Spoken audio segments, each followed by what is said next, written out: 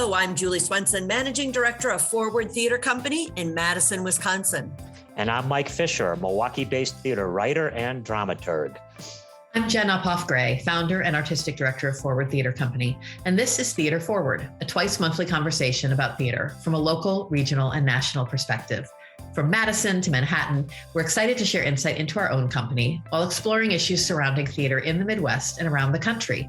Welcome to episode 77 of Theater Forward. Great to be here. Yeah, good. So in this episode, taking our purpose or our goals with this podcast very literally, we're going to talk about insight into something we're doing here at our own company in the context of what I think our colleagues are going through all over the country, and that is the process of selecting our slate for our 2022 to 2023 season, and talking not only about what plays we did choose to produce, but also the kinds of things that we thought about in making those choices. So why don't we just start by talking about each of these four plays? We do a 4-play main stage season, and then we can go from there into a discussion of why this slate, why this combination of stories at this particular time. So Julie, do you want to kick us off with our show for September? Sure. We start off with The Wanderers by Anna Ziegler. It's about marriage, follows two different couples with an umbrella of Orthodox Judaism. It is beautiful, lyrical, harsh, and real in the same way that marriage is. Yeah. And I will say that in our process of picking plays from literary committee to our advisory company, this was one of the few plays that I can say that our entire advisory company said yes. Mm-hmm. And it's really exciting to start off the season with this beautiful play. Yeah, and it's such a gorgeous piece. And because of the pandemic, I think we're going to be one of the earlier companies producing it. It was supposed to be done by Roundabout Theater in New York in 2020. It's been postponed to spring of 2023, which is after our production. And I think once it has that New York production, it's going to get done all over the place. We're not the first by any means, but this is an early production. It doesn't have a long stage history yet, but it's just so beautiful. I really can't wait. I think the audience is going to embrace it. I mean, Ziegler started as a poet, and it's no surprise when you read her stuff. I mean, and it's not as though she's an unknown name. I mean, she's been writing for a while, but she's still early, mid-career, I guess, is the place where I would put her. And I still think, even though she is now somebody whose name people recognize, not yet even close to reaching the pinnacles, both in terms of renown and in terms of what she will do, that you're starting to see in a gorgeous play like this.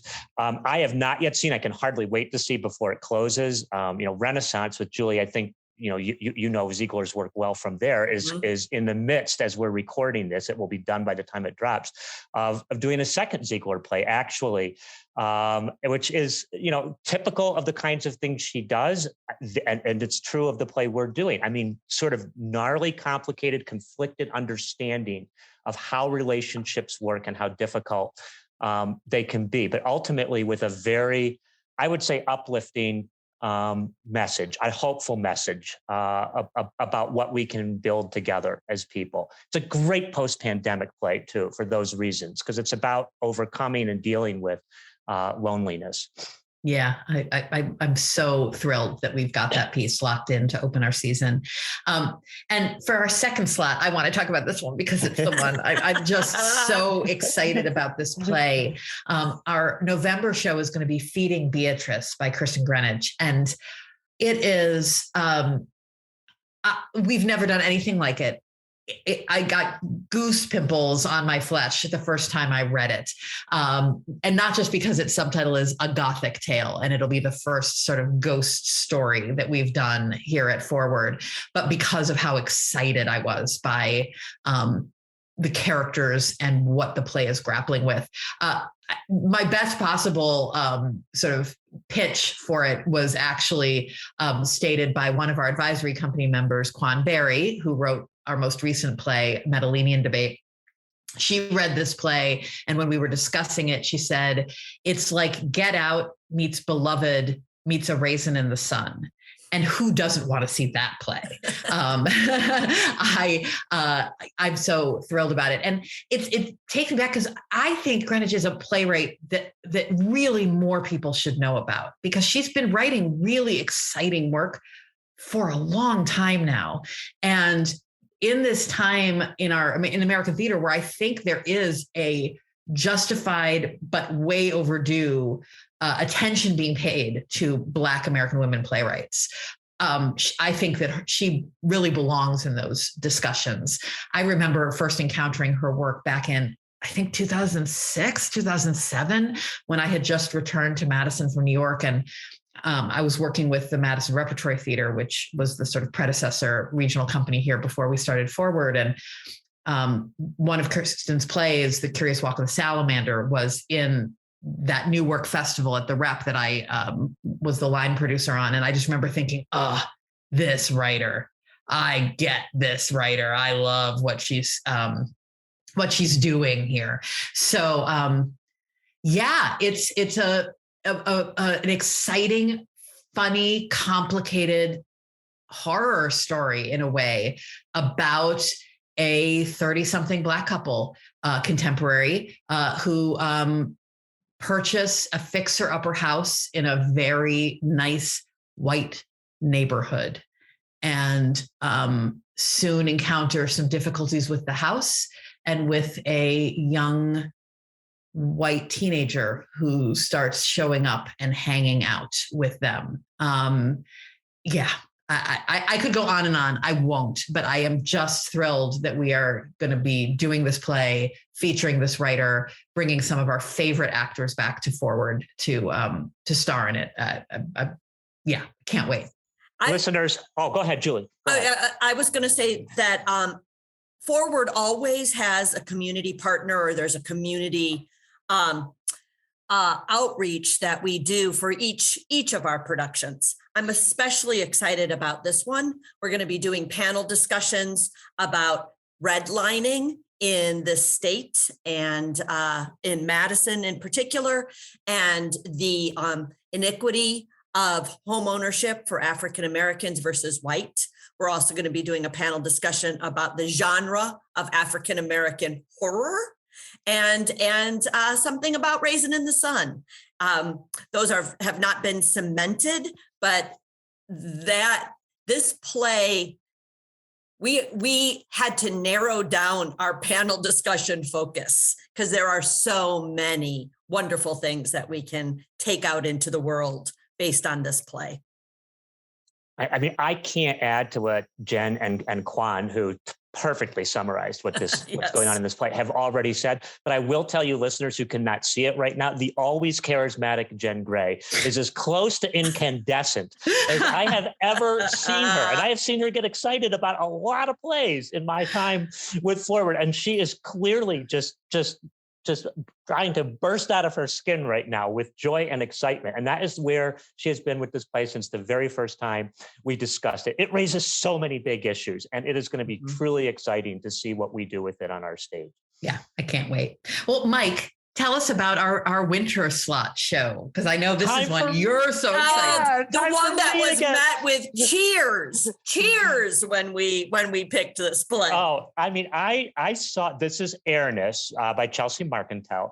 And when I walked out of its world premiere at Humana in 2017, I was on the phone, literally within 3 minutes, to artistic directors in the state of Wisconsin saying, you must do this play. Airness refers to, bear with me, an air guitar competition. And if you think air guitar is what you do on your bed when you're 12 years old, sort of jumping up and down to the sound of the Ramones. All right, I'm dating myself. That's true, but there's so much more. It is a real skill.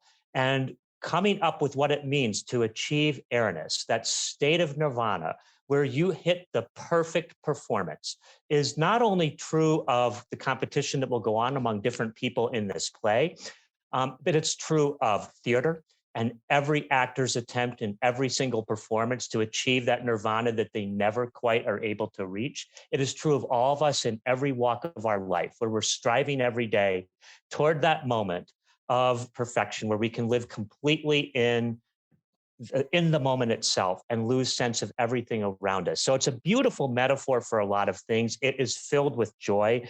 It is also filled with what it means to be loving and tolerant in a world that is increasingly divided and hateful. And so, and it's going to be coming to us as spring is approaching in Wisconsin. And it's going to be directed by one of the most joyful, amazing people I know, Molly Rohde, who is just such an awesome director and human being. I mean, what is there not to like about putting all of that together? It will be, I guarantee you, money back on my dime if you disagree, one of the most joyful experiences you will ever have in a theater anywhere in your entire life. So stop. I just love that, we've been working on the casting, and you go through the cast list and the character names are Shreddy Eddie and Facebender and Golden Thunder and D Vicious, Cannibal Queen. Cannibal Queen is one of my favorites. So and who doesn't need that in the thick of the winter months? Who doesn't need that after the last couple of years that we've had? It's going to be terrific, terrific fun and lots of heart, and I'm thrilled about that. And then, metaphorical drum roll, please. We will close out the season with the world premiere of a play that we have commissioned. It's Forward's second ever commissioned play, our fourth world premiere on our main stage, but our second commission. And for those who listened to the last episode of this podcast, we've already talked quite a bit about World Premiere Wisconsin, and this festival of new work that's going to be happening all across our state in the spring of 2023. And with that festival having kind of been our brainchild and something we're super passionate and motivated about, we really wanted to make sure that the world premiere we put on our stage was as sort of big and exciting as we feel about the festival as a whole. And so we reached out to one of our favorite playwrights, as the listeners know, Lauren Gunderson. And we have commissioned a new play from her. It's called Artemisia. It's about the life of the Baroque Italian painter Artemisia Gentileschi. We've already, gotten those sort of first drafts. We'll be workshopping it later this spring. It is already so spot on, full of all the things that make me love Lauren Gunderson plays: history, art, totally badass women, humor, romance, sex, conflict, all of those things. Having Lauren here in Madison back with us again to really work on the development of this piece is a thrill. We're going to be partnering with the one of the local art museums that's bringing in one of Artemisia's paintings to have on display during the run of our show, which is a huge, rare gift for the community. We're pretty excited about it.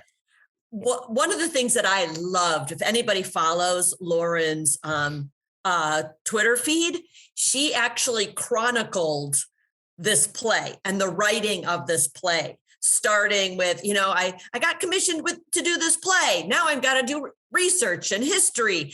And for those of us who knew which play she was talking about, that was my daily fix, was to quickly get on Twitter and find out where Lauren is in the process. Yeah. If you go back to her thread in January, because, she and I have been talking about this play for a couple of years now and talking through what its elements would be and cast size and all of that. But she sat down to actually put it on paper, well, metaphorical paper, in January. And, in one of the shows of generosity that is one of the reasons that we love her so much, she live tweeted the process and now I'm going to write this next scene and I feel like it's time to introduce a new character, and really allowing other playwrights and theater lovers to see inside her thought process in constructing a new play. So yeah, if you go back and sort of track her in mid-January, you can see her process in writing the first draft of Artemisia. And you can come to Madison and see the actual play next spring. I mean, co-sign everything Jen said about I've just seen the first draft as well at this point, but I mean, really amazing play in all the ways that she said. What always just both awes and leaves me in awe and inspires me about Lauren Gunderson is her ability to get so much of a life story or so much history into a play without ever making you feel like you're watching a history lesson. You're in the theater having fun, having a great theatrical experience, and somebody that really understands what theatrical means. And yet you're also learning a ton about this incredibly amazing artist, an extraordinary woman who I will confess I knew next to nothing about until I knew that Lauren was going to be writing on this topic. And I think it will inspire those of you who come see this play to want to learn more about her, as Lauren regularly inspires me to want to learn more about the many amazing women she's written about. But if you will take it on faith in a season of plays, which is all about taking it on faith, you can check out a whole exhibit of work by Artemisia, which is on now at the Detroit Institute of Arts and will be for another couple of months. Not a long road trip. Definitely going to be something I'm looking forward to doing this spring. Maybe I'll see you there. And then you will have that much more coming your way in rich rewards as you watch Lauren put this thing on and say, wow, how did she capture so much of this person's life in a play that's of an economical size and is just so much damn fun? Yeah. Yeah. Well, so those are the plays. Those are the 4 main stage shows that we're going to be doing. And now I'll just talk a little bit about our process of getting to this final slate, because there were certain things that got locked in early. We knew we were doing Artemisia. We've known that for several years. So that was the one constant.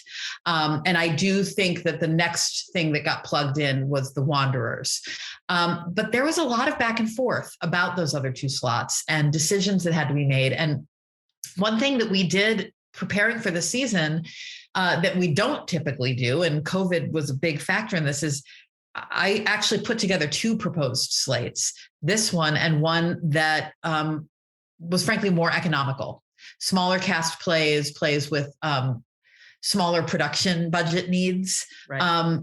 And because I really felt strongly that this slate, the one we just told you about, was the right one. I really do believe that as we move hopefully through the waning of this pandemic, I'll knock on wood, over the next year, we want to be giving audiences a reason to come back in person and reminding them of all the things that they love about sitting in their seats in the theater with their community. And so to lean hard into a season of plays that really exemplify the joys of live communal theater. Some of the other plays we were considering that were wonderful were more the kind of things you could just watch a streamed version online and you would be missing something, but you wouldn't be missing as much as you would with this slate of plays. And so I really believed that, but I also knew that it meant taking a big financial risk at a time when things are, financially a little bit perilous for theaters across the country. I mean, we've been doing okay at Forward, in part because we have loyal subscribers, in part because we did produce full seasons, even if they were, online for a year and hybrid for this current season, because there has been government support over the last 2 years that I have, no hope or expectation will continue. But audiences are smaller. They are smaller. They're smaller for us. They're smaller for just about everybody. And to be sustainable long-term, we need to get back to where we were. And it may take a couple of years. That's okay. We understand all the reasons for this situation, but that's why we put together those 2 different slates, because we wanted our board and our staff and our advisory company of artists, all of whom play a role in setting the season, to understand that we were taking a risk with the hope of, a greater reward potential, but that it was a risk and not one that we had to take. Julie, I don't know if you want to talk more about that. It was certainly of consideration. And you just mentioning that, Jen, was reminding me of our conversation in the office when we were talking about do we have a theme? Is there a theme in this season? And certainly the feel of come back, we're still here. We feel that, but we've always been here. We didn't go away. We continued seasons. People are coming back. Just as you said, not in as a big a number, but I am hopeful that we will. The trend is that more and more and more people will be buying tickets, feel comfortable to come back to the theater. But we didn't want to apologize. We wanted to just jump. And we settled on forward, exclamation point. And that is exactly how I feel about this season. It's big, it's bold. We want people back. You need to come and communally experience every one of these shows. And it is so exciting for me. I love every one of these plays, and I love them for different reasons, but everyone is unique and exciting. All 4 of these plays are haunted by the past, by all that we inherit, by the ways in which that keeps us down, by how hard it is with that to move forward. Things we can certainly, Julie, to your point, experience. And all 4 of these plays in different ways are asking the question, how do I make the leap of faith that allows me to commit to the future? What does that future look like? How am I going to reinvent the paradigms that have told me who I have to be in the world from which I came, so that I can build with others a world of the kind I want to live in and love in going forward.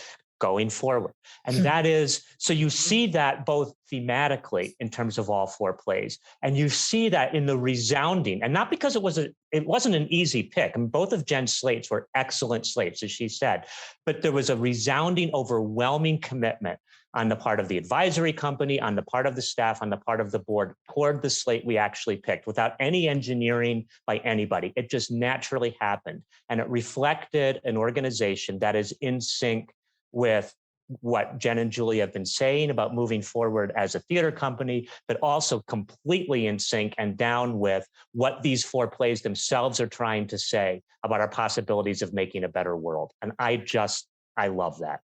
And one of the things that we talked about a lot, less related to the specifics of these 4 stories and more to the decision to do this bigger season. Obviously, a big part was the calculated gamble that a more exciting, bolder season would be more likely to bring audiences back. But also just, going back to the touchstone we've had throughout this, well, not just throughout the pandemic, since our founding 13 years ago, but our mission. We're a nonprofit, and our mission is creating a home base for Wisconsin theater professionals and audiences. And our Wisconsin theater professionals are still hurting from 2 seasons of less work than there usually has been, of a lot of canceled contracts, of a lot of questioning whether they can continue in this field. And doing a season where we get to hire more artists right now felt really mission driven. And necessary. So that was part of it too. And I love that it wasn't just the artists who signed on with that, but the board as well. And believing so deeply in the fact that we are a nonprofit with a mission and a community service organization. Yeah. So that made me feel Jen, good. we don't bring up the board nearly enough. We talked to the board when we presented the budget and said, yeah, this is big. Here are the reasons why. And every one of them unanimously said, yep, go. And that's a gift as well. Yeah. Dare I say, of course I will say, this is an organization in this season and in what you're just hearing that is doing its best to achieve airness. Oh my. Yes. One other thing I think we should mention that is something that's giving us great joy as we look at this season and was completely unplanned. It was not a goal that we set out to achieve, but all of these plays are written by women. Yeah. And we didn't even realize that until it was like it was chosen. And then we went, oh my gosh, these are all women, which is a testament to the plays we're reading. We picked 4 shows that we loved that are cohesive in their season and their messaging. And we didn't actively say, we're going to do women playwrights. It is a direct result, I think, of the literary committee being challenged to read many plays from all over the country with particular attention to diverse stories. And this is what we get then without trying in many ways. And that feels pretty great that we were able to achieve this without actively pursuing it. Yeah, I mean, hey, that's a message to the world out there, and another place where theater, I think, could potentially lead the way. But it's a message to corporate America. It's like diversity is not just this thing where you have to check off a box. If you actively seek and search for and are imaginative enough about not choosing the same old, if you search and you're recruiting for BIPOC and non-binary and female candidates, then naturally you are going to end up with more people from those kinds of backgrounds among those who you want as finalists, who are truly the best, because they are the best. You've only not seen it because you're not looking in the right places. So yeah, we chose the 4 best plays. There is no question. And I'm with Julie, one of those who read the scores and scores of plays the literary committee reads. But if you read all those other plays to start with, that's just naturally going to happen because newsflash, water is wet. Newsflash, BIPOC and female playwrights are doing some of the best work in America right now. Yay. Yay. Well, I think that we've used the word exciting a lot. And big and bold and all of that. And so I think that's probably, before we use those words anymore, we will say that is it for this episode. Well, Jen, that's exciting Forward. And big and bold of you. Oh, Julie. This has been a conversation about theater in Wisconsin, the Midwest, and America. Thank you so much for joining us. I'm Jen Uphoff-Gray. I'm Julie Swenson. And I'm Mike Fisher. Our podcast is produced by Scott Hayden, and you can follow us or share your thoughts on Facebook and Twitter at Theater Forward. As always, part of that forward revolution, theater is spelled with an ER, and ain't that exciting? And if you enjoy this podcast, don't forget to subscribe to us on Apple Podcasts or wherever you might tune in. And please leave a comment. We'd love to hear from you. We're so grateful to have you listening, and we will be back soon for another Theater Forward conversation.